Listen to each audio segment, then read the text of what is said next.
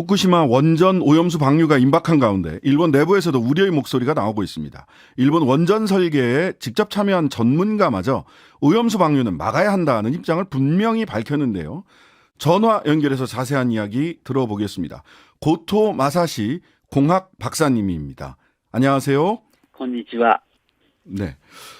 원전 관련해서 어떤 일을 하셨는지, 특히 후쿠시마 원전과 똑같은 모델의 원전 설계에도 참여하셨다고 하는데 이력이 궁금합니다. 저는 해저에서 석유를 굴착하는 기계의 설계를 담당하고 있었습니다. 그러다가 1989년 원자력 회사인 주식회사 도시바에 입사했습니다. 이번에 사고를 일으킨 후쿠시마 원전과 같은 형태인 하마오카 원전이나 유가와 원전의 원자로 경납 용기의 설계에 직접 참여했습니다. 네. 그렇다면 후쿠시마 원전도 마찬가지로 잘 파악하고 알고 계실 텐데, 이 후쿠시마 원전 폭발 사고 이전에도 가명으로 원전의 위험성을 알리셨었다고 이런 말씀 들었습니다. 지금 우리 고토 마사시 박사님께서 생각하는 가장 큰 원전의 위험성은 무엇일까요?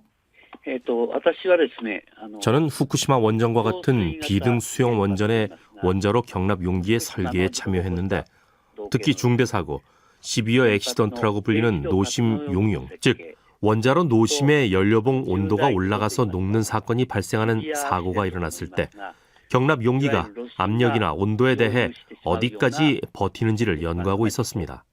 과열된 경납 용기의 냉각에 실패하게 되면 경납 용기의 압력과 온도가 계속 상승해 경납 용기 자체가 파괴되는데요.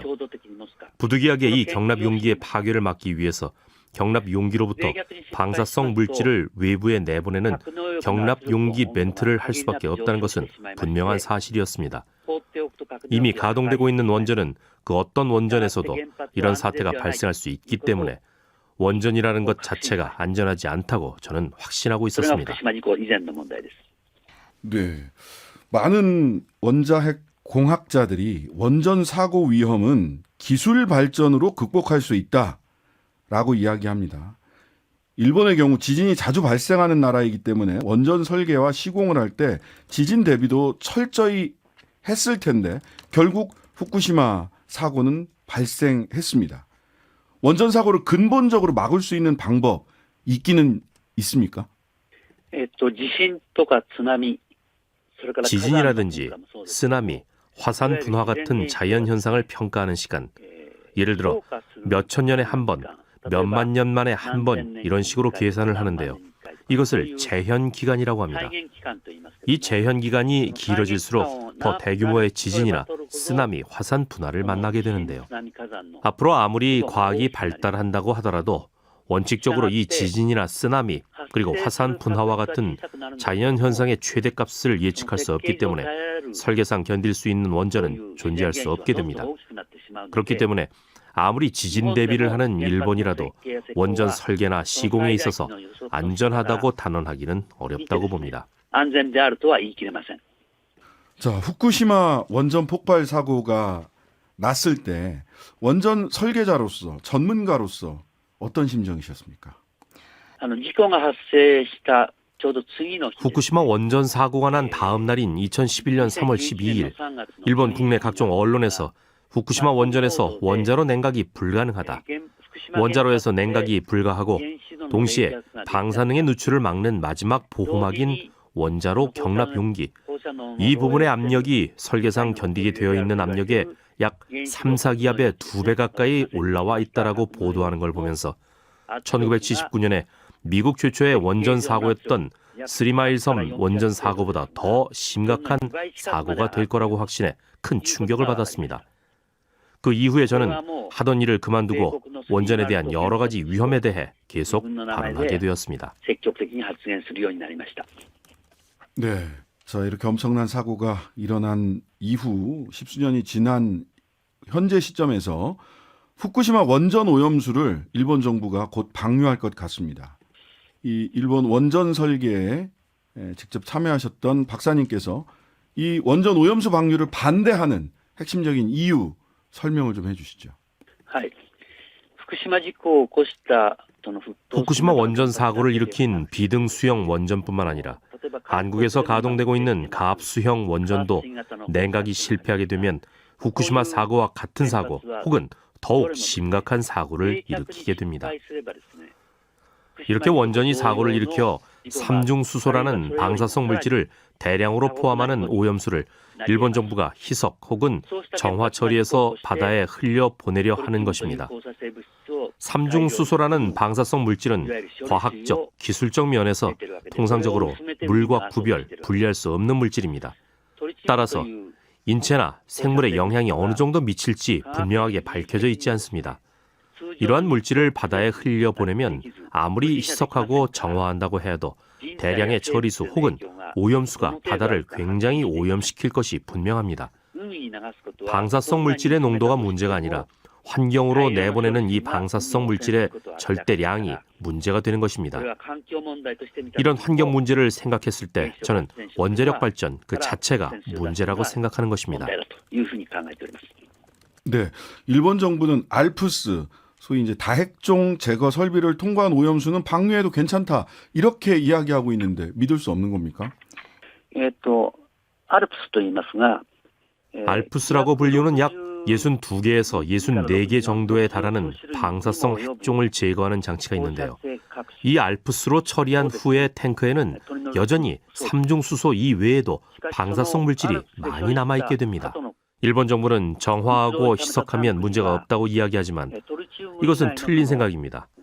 삼중수소 이외에 방사성 핵종을 어느 정도까지 제거했고 정화했는지에 대한 데이터가 정확히 나와 있지 않습니다.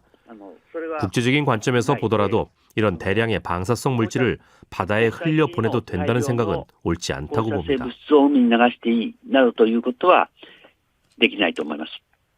원전 학자들 사이에도 의견이 엇갈립니다. 특히 최근 한국 방문한 원전 학자인 웨이드 앨리슨 영국 옥스퍼드 대학교 명예교수는 오염수 10리터도 마실 수 있다.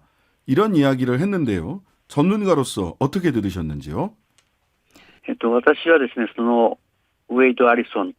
웨이드 앨리슨이라는 사람이 누군지 솔직히 잘 모르지만 저명한 학자의 발언이라고는 생각할 수 없는 발언입니다.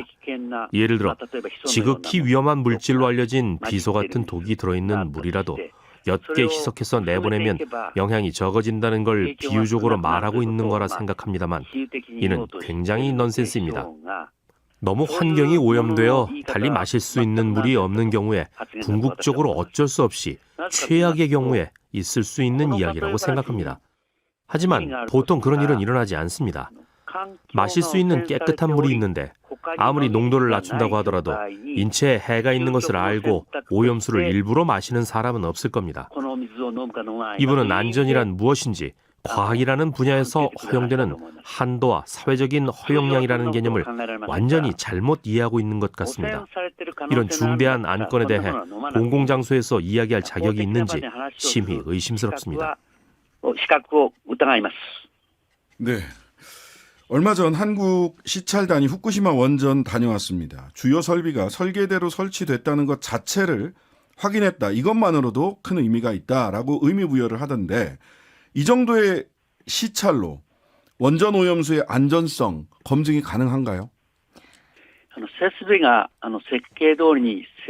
설비가 설계대로 설치되어 있다는 건 너무나 당연한 이야기라서 여기에 큰 의미를 부여할 수는 없습니다.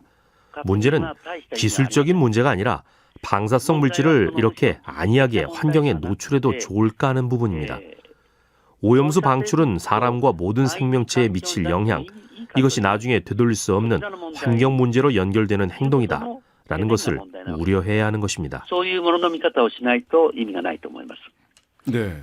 최근 국제원자력기구 IAEA는 일본의 오염수 분석 능력을 믿을 만하다라고 얘기를 했는데 근본적으로 이렇게 말하는 IAEA의 검증 능력은 믿을 만합니까? 일본은 오염수의 분석 처리 능력이 있다라고 하는 이야기를 애써 IAEA가 하는 것 자체가 얼마나 일본 정부가 국제사회의 신용을 얻지 못하고 있는지를 나타내고 있다고 생각합니다. 후쿠시마 사고 이후에 오염수의 해양 방출 그리고 육상에서도 방사성 물질을 어느 정도 제거했지만 여전히 방사성 물질을 포함한 토양을 일정한 농도 이하가 됐다고 해서 제방이나 도로 등에 재사용할 계획을 세우는 등 일본 정부와 일본의 원전 관계자들이 방사능 물질을 대하는 과학적이고 윤리적인 시점이 부족한 것이 문제라고 생각합니다. 또 IAEA는 원자력 산업을 진흥하고 추진하기 위한 단체인데 이런 평가를 하고 있다는 것 자체가 저는 촌극이라고 생각합니다. 또言わざるを得ないと思います。 네. 일본 정부는 정말 오염수 방류밖에 다른 방법이 없다라는 주장을 하고 있는 것 같습니다. 박사님이 생각하시는 다른 대안은 없습니까? はい。日本では原子力市民会という NPO 원자력 시민회라고 하는 NPO 단체가 있고 그곳에서 두 개의 안을 제안하고 있습니다. 하나는 콘크리트 재료를 이용한 모르타르 고체화라는 방법입니다. 방사성 물질을 고체화시켜서 외부로 나오지 못하게 하는 겁니다. 이 방법을 사용하면 삼중수소 함유 물을 바다에 방출할 필요가 없어집니다. 저는 이 방법이 가장 유효하다고 생각합니다. 또 하나는 대형 탱크를 만들고 장기 보관하는 방식인데요. 반감기가 비교적 짧기 때문에 방사능이 점차 감소하게 됩니다. 이런 이유로 일부러 해양에 방출할 필요는 전혀 없다고 보고 있습니다. 그런 대안이 있는데 그냥 방출하는 이유는 돈 때문인가요? 일단은 희석해서 내보내면 괜찮다고 하는 정부의 메시지를 선전하고 광고하는 것이라고 생각하고요. 둘째는 돈보다도 삼중수소는 보통 원전에서 사고가 일어나지 않아도 미량이라도 나오고 있습니다. 이번에 방출을 문제 삼게 되면 평상시 배출도 할 수 없게 되니까 그걸 막을 수 없게 하기 위해서 의도적으로 하고 있지 않나 생각합니다. 이렇게 방사성 물질을 외부로 내보내면 후쿠시마에서 배운 여러 교훈들을 모두 잊어버리지 않을까 생각됩니다. 이렇게 위험한 상황이 닥쳐올 수 있음에도 불구하고 일본 시민들은 원전 오염수 방류를 반대하는 목소리 그렇게 큰 것 같지는 않습니다. 앞서서 이야기한 것처럼 옅게 희석해서 내보내면 괜찮다는 정부의 선전을 그대로 믿는 게 아닐까 생각이 듭니다. 방사성 물질을 환경에 방출하는 위험을 모두가 진지하게 받아들이지 않는 것이 큰 문제입니다. 앞서서 말씀드렸지만 후쿠시마 원전 사고를 잊으려고 하는 사람들이 늘어나고 있다고 생각합니다. 냉정하게 다시 생각해 봐야 할 문제라고 생각합니다. 가장 큰 피해 당사자가 될 수 있는 어민들의 여론은 혹시 알고 계신가요? 업에 종사하고 있는 사람들은 반대하고 있습니다. 힘이 미력해서 그 여론이 정부까지는 도달하고 있지 못하는 게 문제입니다. 자, 그러면 한국을 비롯한 주변 국가들이 힘을 합치면 이 후쿠시마 원전 오염수 방류 막을 수 있을까요? 이것은 국가별로 생각할 문제가 아니라고 생각합니다. 바다는 모든 주변 나라들의 것입니다. 모두가 우리의 생존에 필요한 바다를 방사능으로 오염시키지 않아야 한다는 것, 우리가 먹는 해산물을 오염시키지 말아야 한다는 걸 자각시키는 운동을 계속해 나가야 한다고 생각합니다. 원래 원전은 사고가 일어나지 않을 때에도 삼중수소를 계속해서 바다에 방출해 나가고 있습니다. 이것은 일상적인 문제입니다. 원전은 과학적, 도의적 관점에서도 그만둬야 한다는 점을 모두가 자각하고 인지해야 합니다. 네, 후쿠시마 원전 오염수 방류를 한국 국민들이 많이 걱정하고 있는데요. 우리 한국 국민들에게 마지막으로 우리 박사님 한 말씀 전하시고 싶은 말씀 있으면 좀 전해주시죠. 일본 정부가 오염수를 해양 방출할 필요가 없는데도 강행한다면 바다에 살고 바다를 생활의 일부로 하고 있는 사람들의 권리를 침해하는 행위로서 저는 탄핵해야 한다고 생각합니다. 환경을 방사능으로부터 지키는 것은 중요한 환경 문제이며 지구온난화와 동등하게 인류가 해서는 안 되는 행위로 역사에 새겨야 하는 것이라고 생각합니다. 일본 정부는 일부 사람들의 이권 때문에 환경을 오염시키려 합니다. 아시아의 주변국 사람들이 목소리를 높여 일본 정부의 이 비도덕적인 행위를 규탄해 나가야 합니다. 후쿠시마 사고는 전후 일본의 가장 중요한 역사적 사건으로 그 역사적 교훈을 잊지 말아야 합니다. 한국 분들에게도 같은 의미로 다가갈 것이라고 저는 믿습니다. 韓国の人にとっても同じ意味があるだろうと私は思います。 네, 오늘 말씀 여기까지 듣겠습니다. 아리가토 고자이마스. ありがとうございました。 지금까지 고토마사시 박사였습니다.